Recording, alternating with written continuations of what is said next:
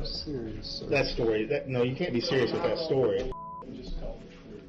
It's all I know is that she was picking the blankets up in the living room, and I turned around to hear a bang. That's all I know. Kendall, you laid on that floor and put on a nice show, but not a single tear came out of your eye. When you watch Kendall sit here without a single tear, it hits differently.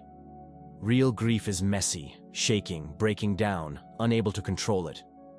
What we see instead is performance. He's already thinking like a suspect, not a fiancé who just lost his pregnant partner. And detectives pick up on that instantly. That's why they open with pressure, to break through the act before it cements. Remy woke up late after a night of TV and weed. Minutes later, a gunshot killed Angelica and her unborn child. Kendall was interrogated, bloodstained and emotionless as cameras recorded every tense moment.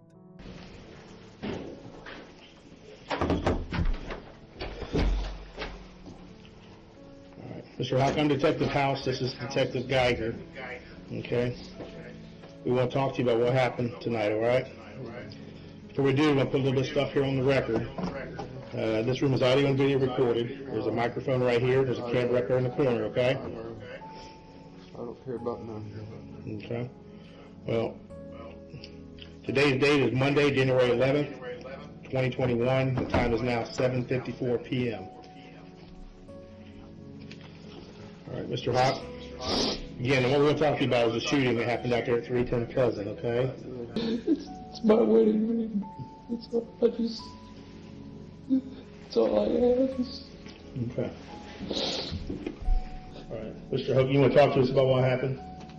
Yeah. Okay, if you would just sign it right here on this piece of where it She's says really sign. gone. She is. I'm sorry, but she is.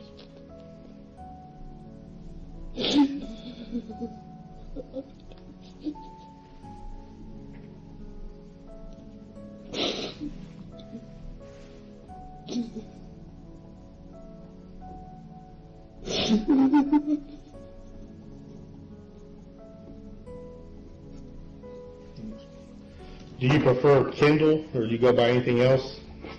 I just got my Kendall. Okay.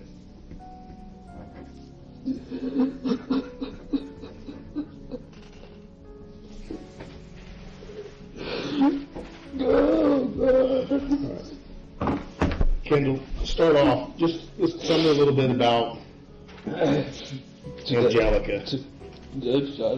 How long have you and her been together? Over a year, going on 2 years. For 1 year, going on 2? How did you guys meet? I've known her my whole life. She was one of my sister's best friends growing up. What's your sister's name? Christina Robinson. Kendall described Angelica, whom he had known since childhood. They had lived together nearly 2 years and had 1 child. Other children were with CPS, hiding dark secrets behind a seemingly happy family. Does Christina still live here locally? No, she's in prison. Okay. What's she in prison for? For drugs. Drugs. Oh, God. Does Angelica go by any other names? Oh, yeah. She goes by Jelly. Jelly? Jelly. Is that what you usually call her? Yeah. Now, she has children, correct? Yeah. Do you guys have any children together? Yes. You do? Yes. How many children do you guys have together? One. One? The rest of them call me Daddy, but we have one that's ours. Okay. And how old is that child? She's under a year old. Okay. What's her name?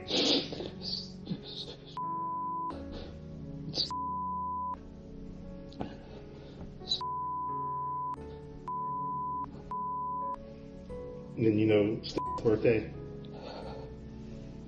I'm gonna say it's 2/27/20. And where does Stella live right now? All the children are with CPS. How many other children does she have? 4. Do you know their names and ages? Yeah. What are their names and ages? Yeah. There's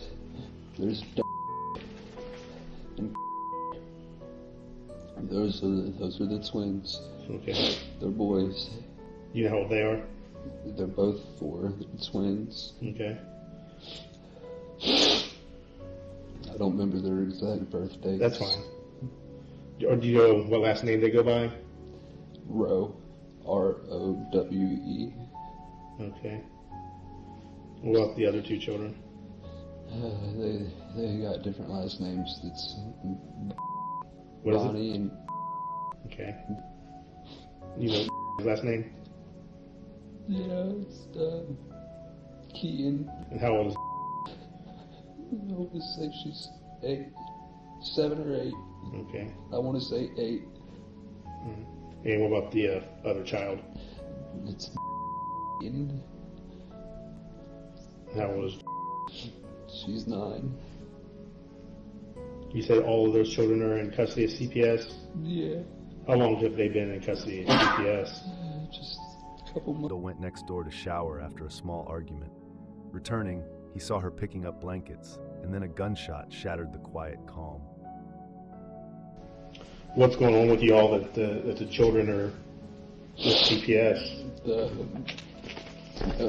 A lady came out to the house and she had asked if we would let the kids come out onto the porch, and seeing their ages and that they're boys and girls, the lady had asked, hold on, I gotta catch my breath. The lady had asked if we would let the kids come outside onto the porch and for her to be able to look for bruises on their, like under their shirts and stuff. And I told the lady that sent a red flag for me because she was asking for us to have our children come out in the cold and take their shirts off. And I felt like she was a and that anybody could make the CPS badge that she had on. Okay. So she left. The next time she came back, before she had left the first time, I said that if you are with CPS, to have a different caseworker come out. And the same lady came back out. Nobody new ever came. So we had never had a phone call from CPS or nothing. I didn't believe the lady worked through CPS, and Jelly didn't want her as the caseworker if she did, because she was asking the kids to come outside and take their shirts off in broad daylight. Okay. Did she bring law enforcement with her or anything when she came to the house? She only brought law enforcement the day that she came to take the To actually kids. remove the children? Yeah. All right. What's you and Jelly? What's your guys' relationship been like? How long have you guys actually been together? You said you've known her your entire life. I've known her my entire life, and we've been together, I would say, right around 2 years. Okay. We've messed around on and off over the years, but we've actually lived together for the last 2 years. The gun lay among blankets beside a case holding 3 other firearms. Kendall claimed it was an accident, but detectives knew his history of drugs and illegal guns made the scene highly suspicious. You guys have any issues, any problems? You guys fight a lot? We have small arguments about her job, and that's under the circumstance that she works harder than what she was paid for. What does she do? She was at Burger King as a crew leader, but she pulled every responsibility as the manager, then some. The only thing we would ever argue about would be the fact that I'd tell her, like, you deserve better than what they pay you. Other than that, there wasn't no arguments. Is there any type of domestic violence history in the past? Anything? No. Nothing that would show up at all? No. Tell me what happened today. What was going on with you guys today? Well, we had woke up, I want to say it was around 3:30 or so. We'd woke up, was cleaning the house a little bit. I went to go upstairs and go take a shower. As soon as I turned my water on, she came up there and blew it up. So I ended up going next door. What do you mean? What do you mean by she blew it up? She went up there, and as soon as I went to get in the shower, she went upstairs and took a shit. Okay. Kind of ran me out of the bathroom. Okay. So I went next door, and I went to the shower over there. And when you say next door, you went over to your mom's, the other half? Yeah, I went over to the other half of the double, and I took a shower. And then I went back home to our side, and she had already started doing the laundry. She was in the basement, and she was doing the laundry, and then I was upstairs. I yelled for her and asked her if she wanted anything to eat because I was getting ready to leave, and she told me to hold on. She was coming upstairs. Where were you heading to? I was getting ready to go to McDonald's and get something because we usually get a frappe every day. It's kind of the one thing that I was able to do for her that she couldn't do anyways. So she had told me to hold on, that she wanted to go with me. So I was waiting a minute. I'd literally just lit a cigarette, and she said she had to get dressed. But she started to pick all the blankets and stuff up because we was sleeping in the living room. We was up, and I guess we both passed out. But we sleep upstairs because that's where the TV works. You talking about, when you say upstairs, you mean like the living room? In the living room. Okay. Because our bed's in the basement. Okay.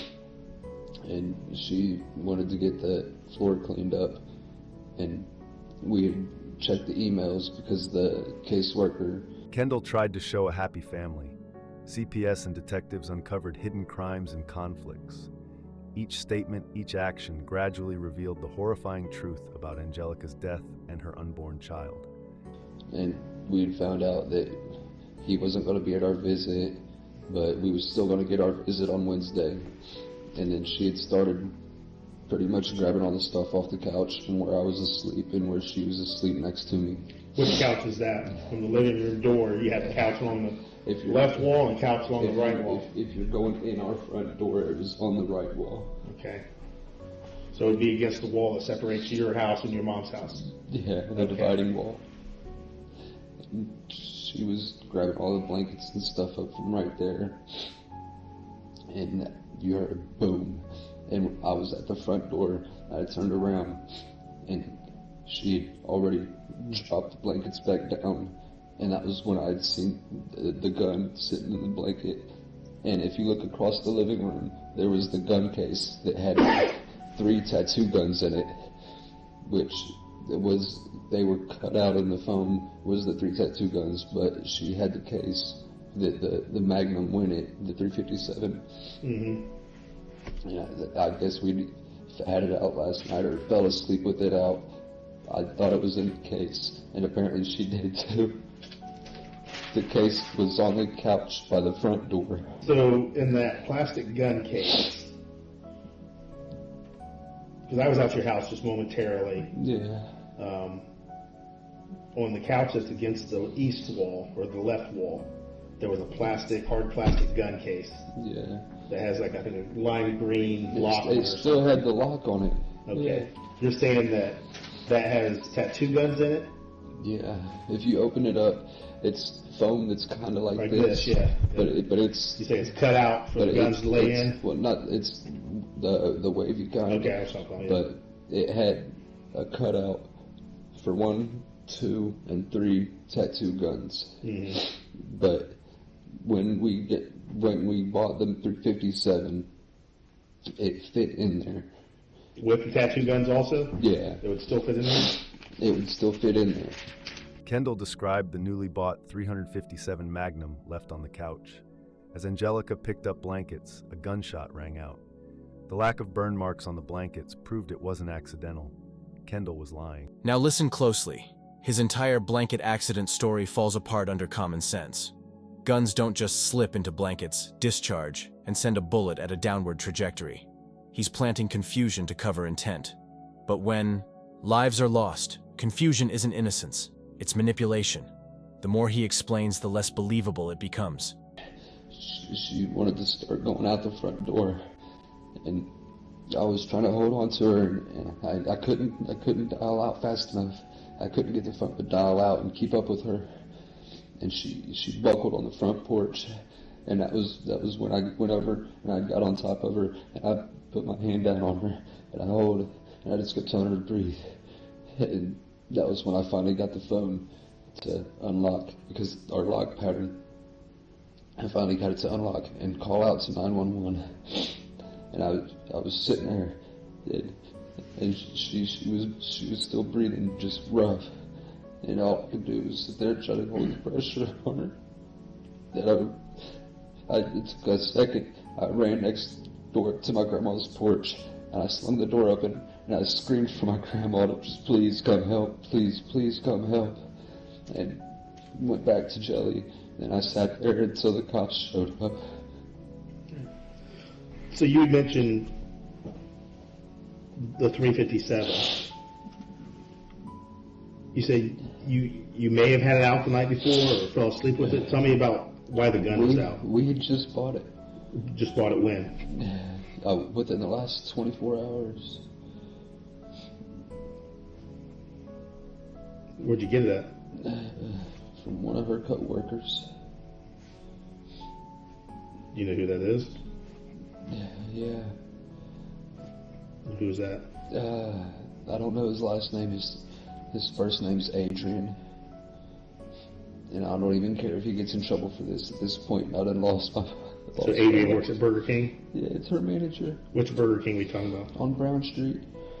He detailed the gun: chrome, heavy, wooden grip, long barrel, 6 shots. Fired once in the neighbor's backyard. Buying it less than 24 hours before made detectives suspect he intended to kill Angelica. Okay. The way the system, like the government, has been, you know, we've been lightweight stockpiling on firearms and so on, just in case it was ever needed. And she always said it's better to be safe than sorry. How much did you pay for this 357? $250. Describe the 357. What's it look like? It's a solid chrome. It's real heavy. It's got wooden grip, but it looked new. Got a long barrel on it? Yeah, long barrel. It's 6 shots. Have you ever fired it before? Once. Next door. I shot the backyard of the neighbors. When was that? When we first bought it, I got home. So that'd be yesterday? Yeah, roughly. But it was the middle of the night. We can go to my neighbor's, and I can still show you where we was in his back kitchen door and shot out of the back kitchen door into the ground, and it blew a hole in the dirt. Your neighbor was with you? Yeah. Okay. Which neighbor are we talking about? If you're looking at my house, it'd be the ones on the left. They're Cuban, and I don't think they're even really legal yet. Okay. But it's kind of always been something like they've never really had guns, and I go over there and usually shoot off a couple rounds in the backyard when we get something new. Okay. Explain to me again, go through again what she was doing when the gun went off. She was bundling all the blankets on the couch together. And kind of like just bundled up, scooping them in her arm. Yeah. That was it. She was just grabbing all the blankets. What type of blankets are we talking about? It's a big comforter set. How many blankets were on the couch? I want to say at least 2. What color? What type of material? Silky material. Purple, white.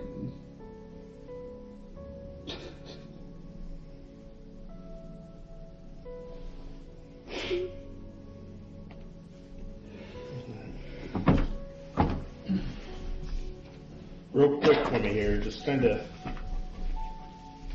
Angelica was gathering blankets and pillows on the couch, preparing to stand. Kendall walked toward the kitchen, heard the gunshot, and when he returned, saw the gun and Angelica collapse, holding her to stop the bleeding. Just kind of show me what she was doing. Say, for example, this is that couch, okay? This is the couch. That's the wall that's separating your house and your mom's house. The door is over here, correct? Right. There's a couch right over here. The box that has the tattoo stuff in it's over here, correct? Yeah. There's a table here between the two, is that right? Yeah, there's a camo table in the middle of the room. Yeah, so just kind of demonstrate to me as she's at the couch, the way she's facing, what she's doing, how she scoops these up when the gun goes up. She was kind of more up on the end of this side of the couch, where like my head would have been, and she was throwing the pillows back up because there's big brown pillows that go on the couch.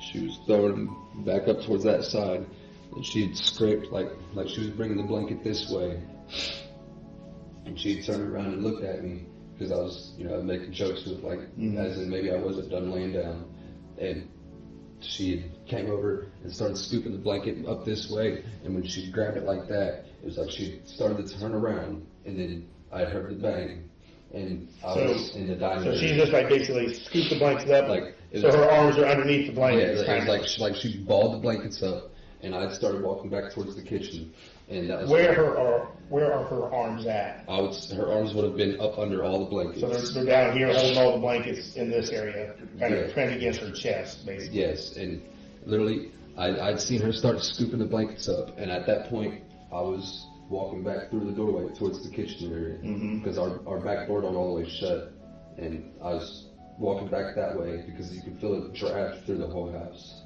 and I mean it's fragmented. All I can remember is her grabbing the blankets and then hearing the boom, and when I got in there, I seen her drop, and then you could see the gun, and I grabbed the gun and threw it to the other couch. And where was the gun?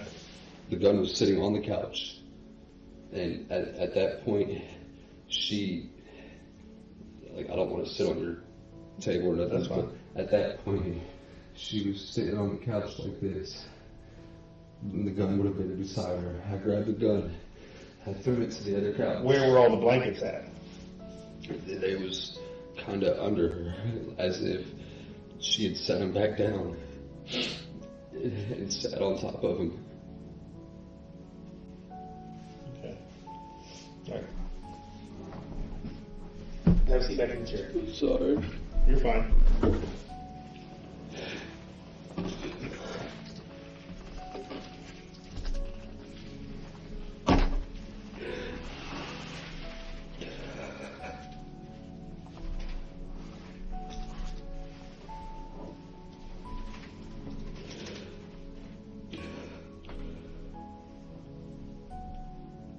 He ran to his grandmother's house for help, then returned, keeping pressure on Angelica's shoulder. Kendall tried to check the wound and see if there was an exit, but only knew the bullet entered her chest. Were you guys arguing today at all? About money? We mentioned getting with the rent paid, because she delays everything she does. She don't like to pay stuff on time. I'm more the type, I'd rather pay it on time so that we have a grace period if we don't have the money. I wouldn't necessarily say we was arguing. I would say that I might have bitched at her, saying that she needs to grow up a little bit and learn how to pay her bills on time. And that was it. We don't have money issues though. I literally just prior to that, when I got out of the shower next door, I handed my grandma a $50 bill to put on my sister's books in prison. Like we don't have issues with money, and that was one reason why I never understood why she would wait to pay a bill. But no, we didn't argue to that extent about it. So I'm correct. She's up here at the head of the couch. She's kind of tossed the pillows and she scoops up the blankets and she stands and she starts to turn this way. When you hear the shot, she had started to turn around, and at that point I was walking out of the room. So you're going this way and back toward the kitchen. Right. and I get not even 5 steps, and I hear boom. And as soon as I hear that, I turn back around, and she was already reseated, halfway on the couch, and was starting like she was trying to get back up. And that was, as I was coming in the room, I seen the revolver. I threw it to the other couch, and she was still trying to get back up. So I had helped her up. I knew something told me I knew to hold pressure and check for an exit hole. When I looked, I didn't see nothing, but it was hard to tell while keeping pressure on her shoulder area. Where did you see where she was struck at? She was struck right here. Okay. Did you see any exit wounds on her back at all or anything? Anywhere? I thought I did, but I'm not sure. Where did you think you saw an exit wound? Angelica tried to move toward the front door. Kendall followed, applying pressure, yelling for his grandmother. Every small action, the way she picked up blankets, bent down, tried to rise. He insists they weren't arguing over money, but a witness says Angelica had called her grandmother upset about rent. Tensions were present, yet Kendall downplays them. Truthfully, I don't know. The only thing I can think is it got knocked onto the couch while I was asleep, or somehow the hammer maybe got halfway pulled back when she was grabbing the blankets, but not enough to lock, and then slipped and hit I don't know. All I know is I'm losing the love of my life and the mother of my children. Well, Sunday, Kendall, it's pretty damn hard for those revolvers to go off by themselves by accident. I know. Because it is a pretty significant trigger pull usually. I know. Now, I haven't seen your gun per se. We haven't tested it, which that's one thing we'll do. We'll test the trigger pull. It's also pretty hard. I mean, like I said, you've shot it. You know what I'm talking about. It's pretty hard to get that hammer pulled back by catching on something if you're just scooping it with the op. Alright? I agree. No, I definitely do agree with you that it's not easy to just fire one of them guns. I agree with you on that. Mm-hmm. That's one thing I'm big in my life is gun safety, because I've lost multiple of my relatives to this. My cousin Mikey Rush shot himself in the head on accident. Years before that, Andy Rush, he got shot in the head cleaning a gun. And I just, one thing that I've always been big on is gun safety because of the relatives I've lost. And I know that the way this is all played out, I know it looks like I did it. Did you shoot her? I didn't. No. Did she shoot herself intentionally? I want to say no. I mean, you saw what happened. Did she grab the gun and put it to her chest and pull the trigger? Not that I see of, no. I'm not saying that I know for a fact she didn't do that, but I'm saying I know for a fact that when I was turning out of that room, all I seen was her grabbing the blankets off the couch. And that was the last that I seen of her, but she wasn't forward out. She was removed from the scene before I got out there.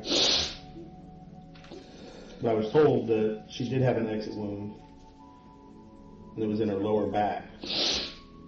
Kendall tries to explain the gunshot. Maybe the hammer caught on blankets. He insists Angelica didn't shoot. Here's the turning point. Detectives introduce physics. The bullet traveled downward, through the chest, into the floor. That alone destroys his version of events. And notice his body language. He doesn't fight the science. He just circles. Back to, I don't know. That's the defense of a cornered liar.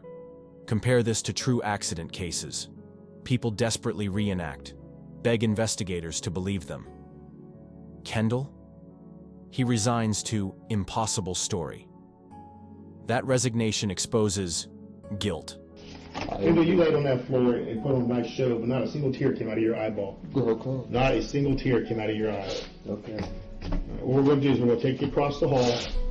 We'll go back over there and put you in that room for a little bit. Okay. Myself and Detective Geiger will run out to your house. We've already obtained a search warrant. There's officers out there searching. We're going to look through some different things, see if anything matches up to your story, and then we'll be back to continue this, okay? Let me ask you a couple questions real quick. Are you right? I'm right-handed. I noticed on your right hand there, you've got like some marks on your knuckles there, your middle finger. That's blood. Is that blood? Yeah, it's Not blood. like a scrape or anything? No, That right there? There's blood there. Well, there might be blood, but it looked like you kind of scraped your knuckles Yeah. or something from here. No. That doesn't look like, someone else's blood. That's That right there on top, right here. What's that? That's blood. That's just dry blood? Yeah, from when I was trying to get her out of the house. Yeah, I thought it looked like an older scrape to me. And you also said you took a shower, but your hands look pretty dirty. How'd your hands get so dirty? Just like how my knees get so dirty. He details trying to hold pressure on her chest while unlocking his phone to call 911. Blood covered him, his hands and clothes. Every action was frantic, driven by fear and urgency to save her life. And how was that? This is strictly from falling on the ground after the police mandatorily made me move. Okay. There's blood right here on me. There's blood here on me. There's blood all over right here on me from where I was trying to help her out of the house. She wanted out of the house. I was trying to help her out of the house. I didn't know what else to do at this point. All I know is that she had a hole in her chest. There was nothing I could do besides try to apply pressure and call the law. And it seemed like forever that it even took someone to get there. So back to the thing on your fingers, I don't know how that happened. There's no scratch there. That's I promise you, if we wipe this blood off right now and wipe that dirt off from outside, there's no scratches. I know this for a fact. I have a bunch of scar tissue on my hand from being in a house fire. That's what all this is from. I was in a house fire, and that should be on record too. All right. You say you bought the gun from her manager, Adrian, Yeah. and you paid $250 for it, right? Yeah. And you did that last night, correct? It was either last night or the night before. I know that we've been asleep for the majority of the day. I know, like I said, we'd woke up around 3:34. You guys using anything? Huh? You guys using anything? Yeah. What are you using? Meth and marijuana. Magnum for $250 from Angelica's coworker. He describes trading another gun for it. Detectives note his criminal history makes him legally prohibited from firearms possession. Some kid down at the Dayton Twin Towers. Truthfully, I'd only bought it because the kid couldn't have been no older than 17 or 18 years old. And he has other guns. I didn't feel like that kid needed that gun, so I bought it. If you're stockpiling weapons for the collapse of the government, you think it's smart to give up a high-capacity 9mm for a 6-shot revolver? No. Me either. But I also know that with our kids, before we lost the kids, one of the boys had gotten a hold of a gun and shot it in the basement. That was when we got the gun safe. And if you look in the gun safe and you open the door, in the bottom of it, there's a metal tube that's a gun cleaning kit. Mm-hmm. One of the boys had shot the gun cleaning kit. There's a hole in the side of it. I have no reason to lie at all. And I know that I'll probably never see my children again. But the only thing I can be right now is honest. And if you look in the bottom of that gun safe, you'll see where there's a hole in the bottom. And I knew that any semi-automatic, any sort of handguns, I knew that them boys knew how to fire it. I've been real big on teaching the kids how to handle a firearm. I know that's probably not the correct thing to do. But basically what you're saying is the fact that it's much harder for a revolver to be fired by a small child. That's why we made sure that we didn't keep the automatic or the semi-automatic weaponry. We tried, like, that's why there's the 2 revolvers that don't work. That we was going to order parts for them so that they would, but we went that route because we know that there's more you have to do to fire it. Okay.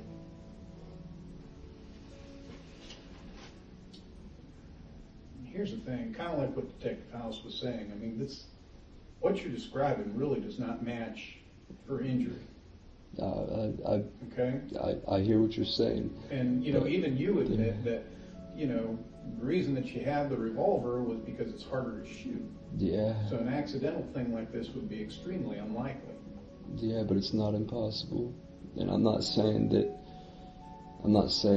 that it's impossible. All I am saying is that I didn't shoot the love of my life. And I know that you guys don't believe me. I don't think there was anything deliberate here. I'm going to tell you that right now. I don't think that you got up this morning and said, you know what I'm going to do today? I'm going to murder Jelly. I don't think you said that. He emphasizes gun safety, claiming he taught his kids to handle firearms. Officers point out his story doesn't match Angelica's injury.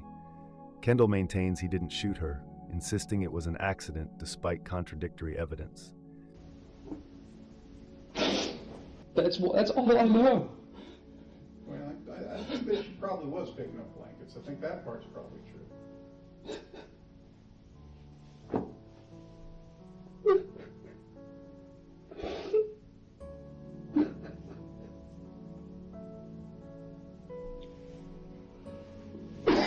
You guys can interrogate me all you want, but I'm the one that's at a loss here today.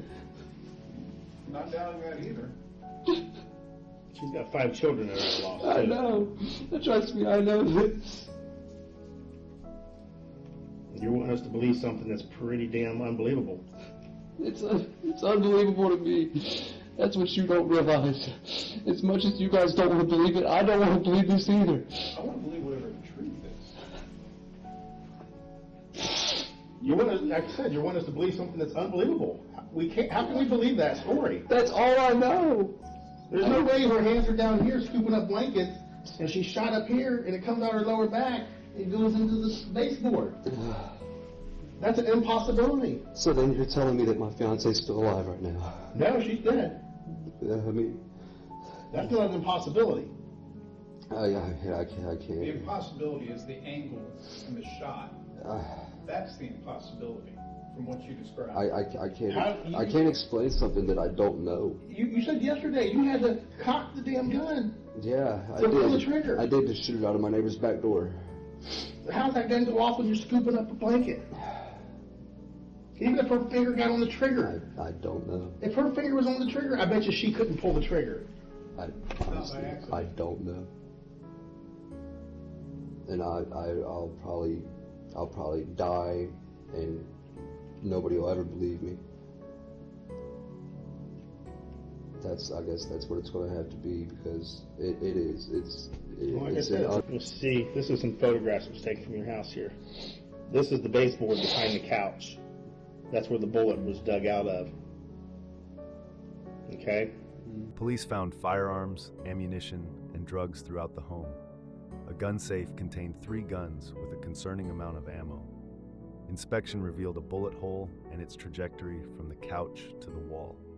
This is a dowel rod that's going through the bullet, where it goes through the back of the couch, out the back of the couch, and into that hole in the wall. And that shows you the trajectory of the bullet. And here you can see Detective Geiger sitting on the couch.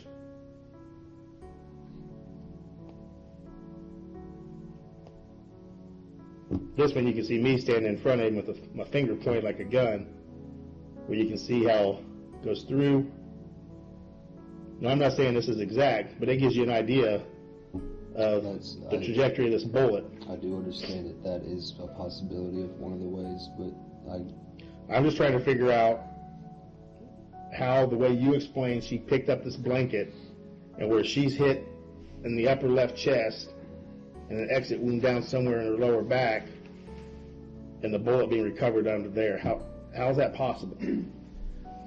like I said before, honestly, I don't know. All I know is that she was picking the stuff up off the couch. as I was walking out of the room.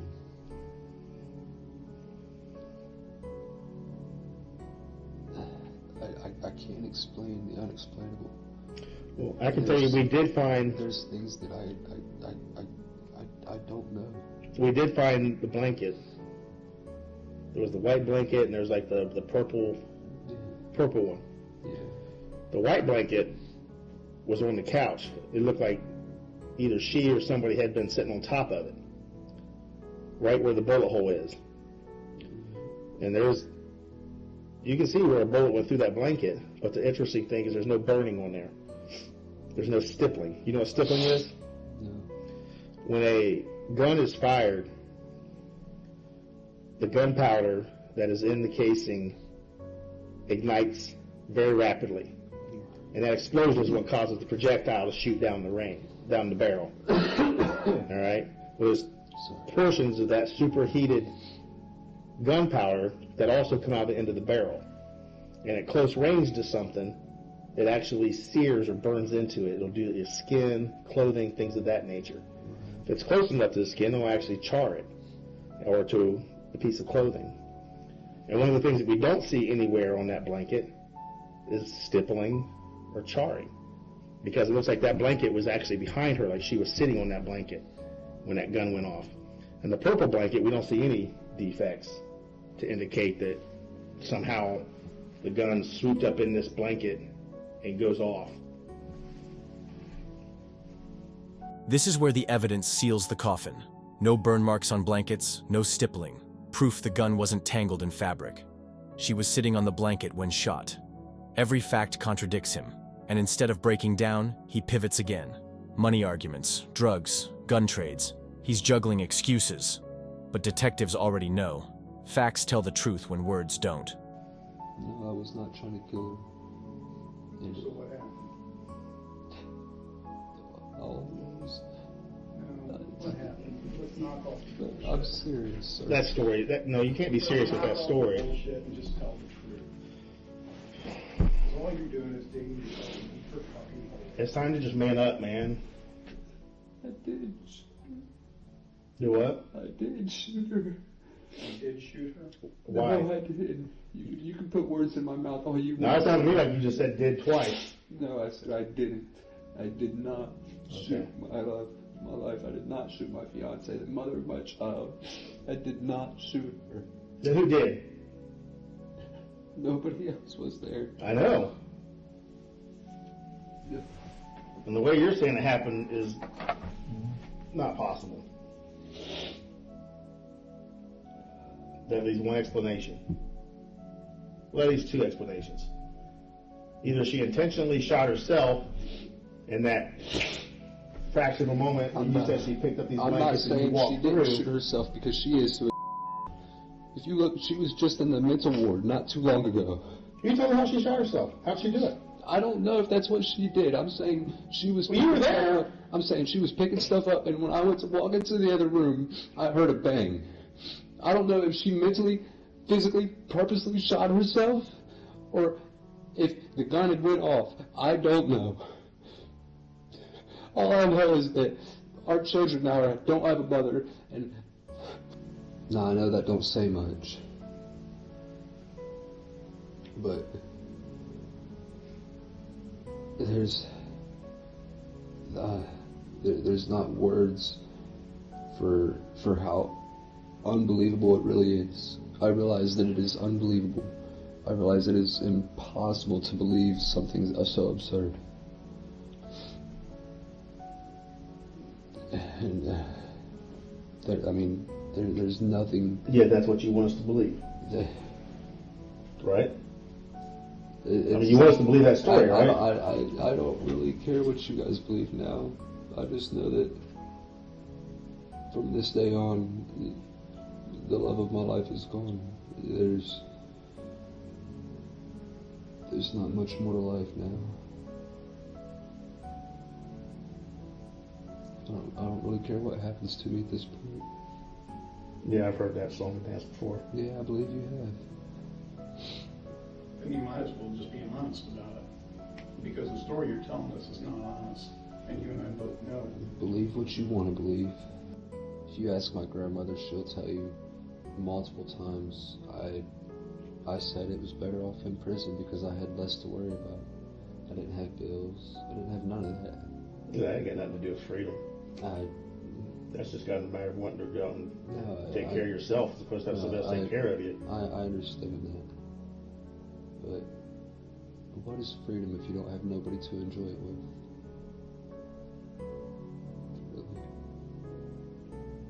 Like, you got an opportunity to go out and meet somebody else. And to find somebody else. You have all those opportunities. Yeah. And let's not sit here and play this melancholy boo-hoo, boo-hoo me. You know, you're giving us a ridiculous story. It's an absolutely ridiculous story. Yeah. You know, you're going to deny that you guys were arguing about money. Even when your own grandmother said she's calling over asking for money to pay for the taxes on the house. Me and my fiance would not argue about money. The only thing we would argue is I would tell her we need to make sure. At the end, Kendall plays the victim card. I don't care about freedom. I've lost everything. But that's manipulation too. Real accountability sounds different. Regret, apology, confession. Instead, he's protecting ego, not mourning. Angelica. And in that gap, the truth is clear. This wasn't an accident. It wasn't fate. It was a choice. And the children left behind will live forever with the price of his lies.